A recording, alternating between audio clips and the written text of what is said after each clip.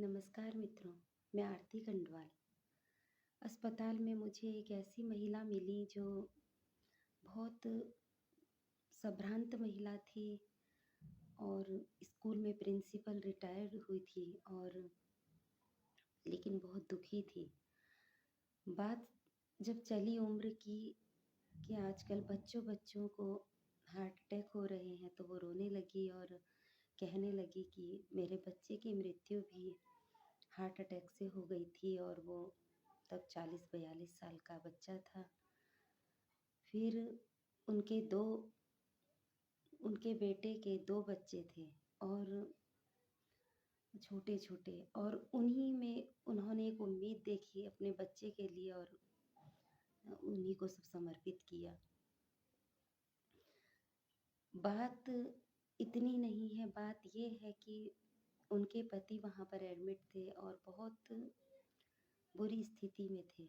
उनकी दोनों किडनियाँ खराब थी और उनकी हालत ठीक नहीं थी, हार्ट में भी प्रॉब्लम था और भी काफ़ी कुछ बीमारियाँ उनको थी। और लेकिन वो महिला बहुत व्यथित थी कि अपने पति को देखने अंदर जाने के लिए भी तैयार नहीं थी। उनकी हालाँकि उनके बच्चे बहुत बिटिया उनकी थी साथ में और बहुत अच्छी बिटिया देखभाल कर रही थी। लेकिन वो बहुत दुखी थी, बहुत रो रही थी, तो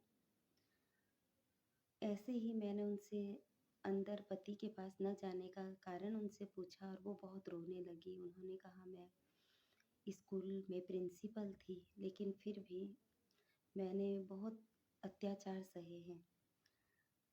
हाथ उठाना, बात-बात पर पति के द्वारा हाथ उठाना, छोटे-छोटे बच्चों सहित उनको घर से बाहर निकालना, बहुत कुछ। तो मैं इतना गहरा दुःख मुझे हुआ इस बात का कि जब इतने बड़े पद पर, इतनी बड़ी पोस्ट पर बैठी हुई महिला जो एक प्रिंसिपल थी गवर्नमेंट स्कूल में और उन्होंने इतने अत्याचार सहे, तो फिर आम महिलाओं की या किसी भी साधारण स्त्री की तो बात ही क्या की जाएगी।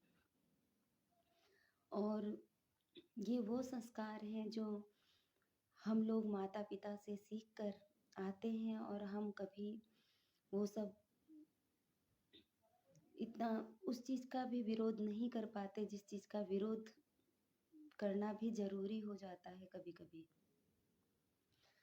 लेकिन बहुत दुखी वो महिला हैं और थी और मैंने उम, उनसे कहा कि वो बहुत रो रही थी। वो कहने लगी कि मेरा मन बहुत बार ऐसा होता है कि मैं आत्महत्या कर लूँ, मैं कुछ ऐसा कर लूँ, मैं जीना नहीं चाहती। अभी भी इस उम्र में भी अभी भी पति बीमार है, फिर भी मुझे कुछ भी कहते हैं, गालियाँ देते हैं, तिरस्कार करते हैं और यहाँ तक कि जो बच्चे हैं, बच्चों के मन में भी उनके प्रति गलत धारणा भर दी है उन्होंने।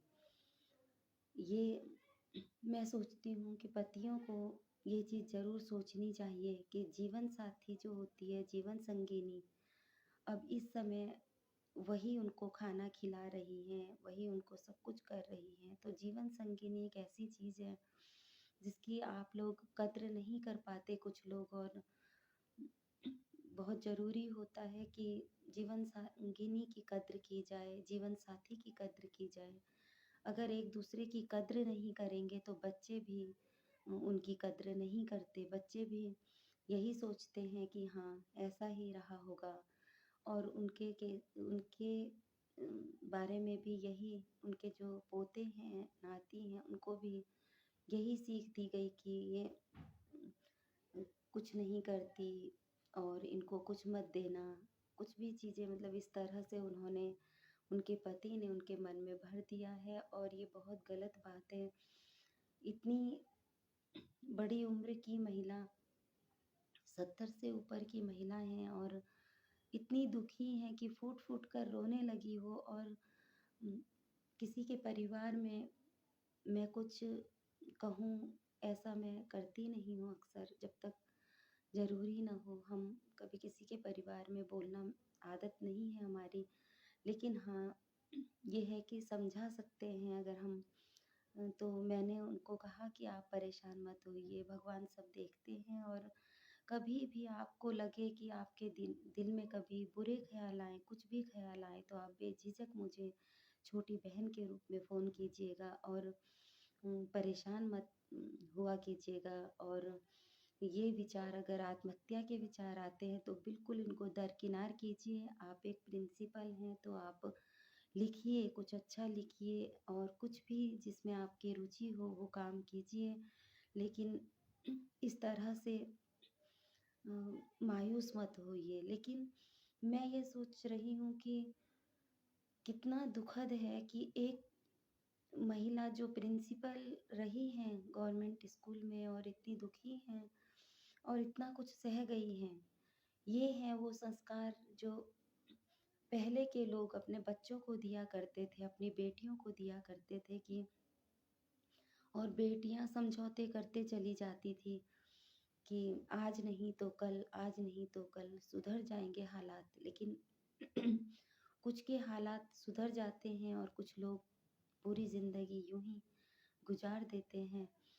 और आजकल मैं यही बेटियों से कहूँगी कि इस तरह की अगर आप लोगों के साथ ऐसा कुछ होता है तो ज़रूर आवाज़ उठाइए और विरोध कीजिए उन चीज़ों का जो आपको सही करते हुए भी आपको अगर कोई नकार रहा है, आपको कोई परेशान कर रहा है, आपको कोई आप पर अत्याचार कर रहा है, हाथ उठा रहा है, तो विरोध कीजिए उस चीज़ का।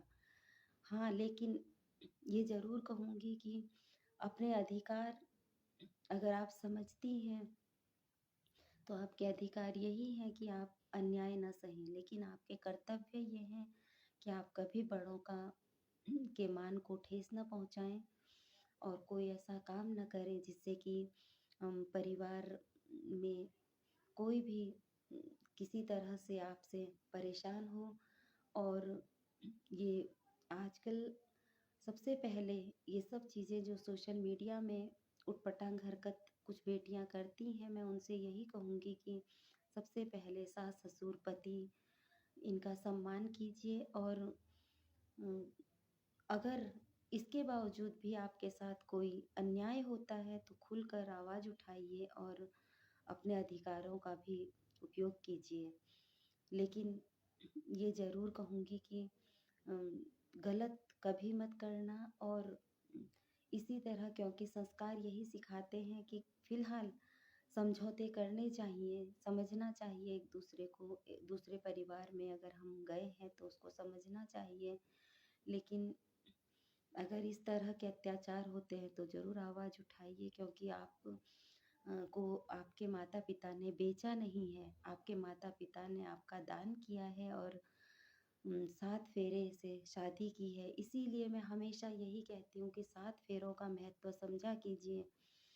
और बहुत दुःख हुआ मुझे उनकी कहानी सुनकर कि उनके साथ बहुत कुछ गलत हुआ है। लेकिन मैं भगवान से प्रार्थना करूँगी कि एक समय में उनके परिवार और उनके बच्चे ये समझ जाएँ कि उनके साथ गलत हुआ है और वो उनको पूरा मान-सम्मान दें। इसी कामना के साथ मैं आरती कंडवाल धन्यवाद, नमस्कार।